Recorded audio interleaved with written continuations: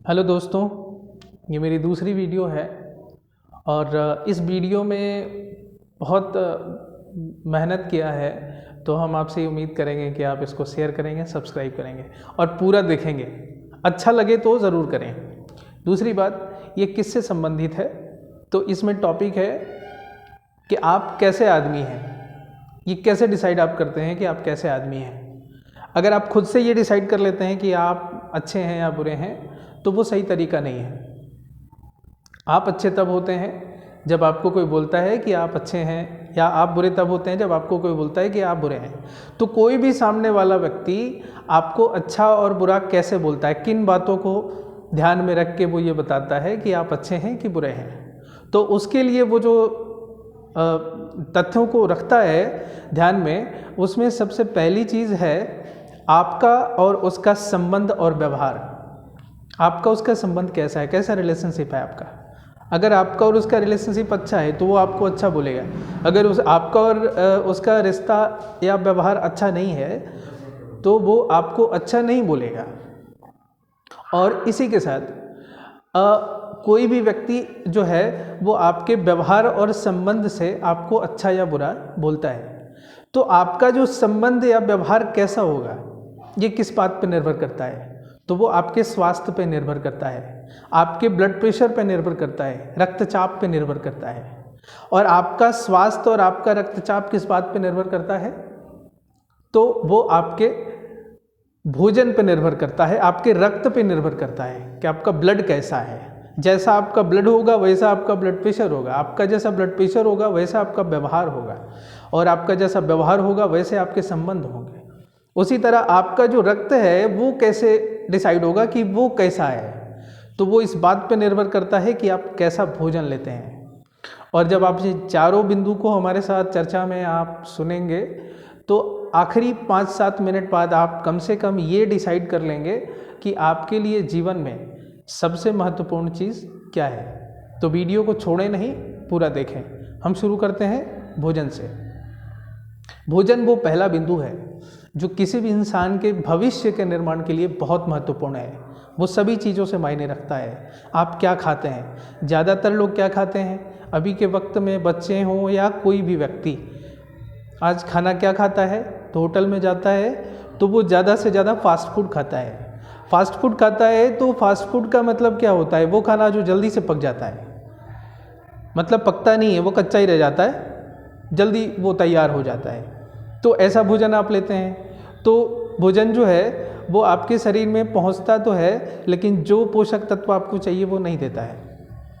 और इसका परिणाम क्या होता है कि उसका सही रूप से पाचन नहीं होता और सही से आपका शरीर का पोषण नहीं होता, आप बीमारग्रस्त हो जाते हैं। आपको कैसा भोजन करना चाहिए, आपको कैसा भोजन करना चाहिए ये हम बताएंगे, क्योंकि मुझे WHO ने बताया है, हम सबको WHO की रिपोर्ट ने बताया है कि भोजन कैसा होना चाहिए। तो हमारे भोजन में क्या क्या होना चाहिए? तो यदि कोई भी व्यक्ति को अगर स्वस्थ रहना है तो उसे 4-5 चीज़ों, पोषक तत्वों की आवश्यकता होती है।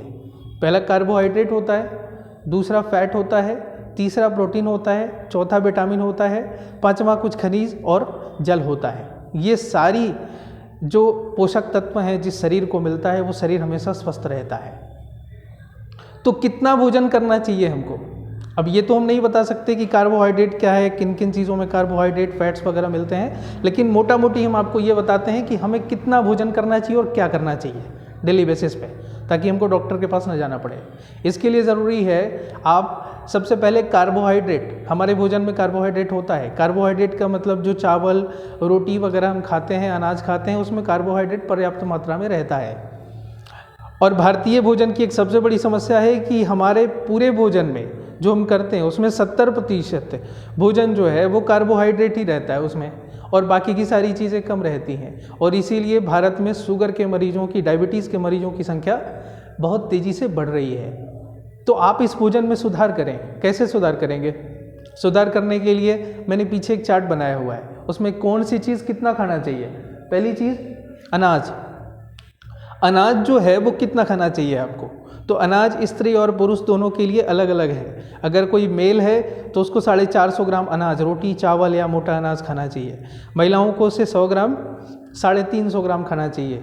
उसके साथ दाल कितना, 35 ग्राम, महिलाओं को थोड़ा कम खाना चाहिए। सब्जी कितना, 300 ग्राम। सब्जी 3 प्रकार की होती है, एक सब्जी का पत्ता हम लोग खाते हैं, एक सब्जी का जड़ खाते हैं और एक सब्जी का तना खाते हैं। इस तरह तीनों मिला के, तीनों होना चाहिए हमारे पास, और तीनों मिला के 350 ग्राम सब्जी खाना चाहिए। फल 50 ग्राम खाना चाहिए। एक एप्पल या एक संतरा आप अगर खाते हैं तो मुश्किल से वो 20-25 ग्राम का रहता है, मतलब एक संतरा या एक सेब आप ज़रूर खाएं। दूध कितना खाना चाहिए, 1 गिलास, 250 ml का जो है दूध वो आपको पीना चाहिए। वसा फैट कितना, 35 ग्राम। 35 ग्राम फैट जो है अगर आप लेते हैं, मतलब अगर आप घी खाते हैं या आप स्वीट्स खाते हैं, कोई भी जो फैट्स होते हैं अगर आप वो लेते हैं तो आपके शरीर की पर्याप्त पोषक तत्व उसको मिल जाता है। गुड़ भी खाना चाहिए हमारे भोजन में, गुड़ खाना बहुत ज़रूरी है, क्योंकि गुड़ खाने से हमारे बॉडी की जो प्रतिरोधक क्षमता वो बढ़ती है और हमारे WBC और RBC जो जीवाणु भक्षण का काम करते हैं उनको इससे मदद मिलती है और आपके प्रतिरक्षा तंत्र बढ़िया रहता है। तो इस प्रकार यदि कोई भी व्यक्ति ये जो भी भोजन मैंने बताया है अगर वो सारा भोजन करते हैं तो उनका भोजन जो है वो कुल वजन 1100 ग्राम का होगा। लगभग 1 kg का भोजन हर एक व्यक्ति को प्रतिदिन करना चाहिए। और अगर वो व्यक्ति 1100 ग्राम का भोजन करता है तो वो पूर्ण पोषक तत्व वाला भोजन होगा और उससे उसको कितनी ऊर्जा मिलेगी, तो उसको उससे 2500 से 3000 कैलोरी तक की ऊर्जा मिलेगी। और इतनी ऊर्जा जो है वो पर्याप्त होता है दिन भर आपको बड़े से बड़ा काम करने के लिए। तो ये भोजन आपको करना चाहिए, आपका ये पर्याप्त भोजन है। आप इस भोजन को डेली अपने भोजन में शामिल करें और स्वस्थ रहें। दूसरा जो हमारा तथ्य है इसमें जो पहलू है वो रक्त से संबंधित है। आप एक ऐसे गांव की तुलना करें जिस गांव में एक एम्बुलेंस है और वो एम्बुलेंस जो है वो उस गांव में जितनी भी बीमार पड़ने वाले लोग हैं उन सबको बहुत तेज़ी से हॉस्पिटल पहुंचाने का काम करता है, दवा देने का काम करता है। ऐसे एम्बुलेंस को हर रोज़ जो है वो 9600 किलोमीटर ट्रेवल करना पड़ता है, तब जाके लोगों की वो जान बचाता है। तो अगर आपके गांव में या किसी के गांव में ऐसा एक एम्बुलेंस की आवश्यकता है जिसको बहुत ही तेज चलना है, 1 घंटे में उसको 400 किलोमीटर चलना है, तो ऐसे एम्बुलेंस के लिए क्या होना चाहिए? तो ऐसे एम्बुलेंस की बहुत बड़ी जिम्मेवारी है जान बचाने की। तो इसके लिए वो जिस गांव में चलता है उस गांव में पहले तो जो सड़कें हैं वो अच्छी होनी चाहिए। अगर सड़कें खराब होंगी तो उसको बहाना मिलेगा और बहाना मिलेगा तो मरीजों की जान नहीं बचेगी। हम कहना क्या चाहते हैं? हम ये कहना चाहते हैं कि आपका जो शरीर है उसमें जो ब्लड है, आपका जो रक्त है, उस रक्त का काम क्या है? सभी पोषक तत्व जितने भी मैंने अभी बताए वो सबको एक एक सेल तक पहुंचाना, एक एक कोशिका तक पहुंचाना है, डिलीवर करना है। और आपको ये जान के बहुत आश्चर्य होगा कि हमारा जो शरीर, हमारा जो ब्लड है, खून है, वो 400 किलोमीटर प्रति घंटा की रफ्तार से रोज़ चलता है और सारे नसों में जब वो दौड़ता है तो एक 24 घंटे में वो 9600 किलोमीटर ट्रेवल करता है। सोचिए वो कितनी मेहनत करता है। क्या आप अपने रक्त का ध्यान रखते हैं? क्या आप ये समझते हैं कि आपका खून स्वस्थ है कि नहीं है? क्या आप इस बारे में सोचते हैं?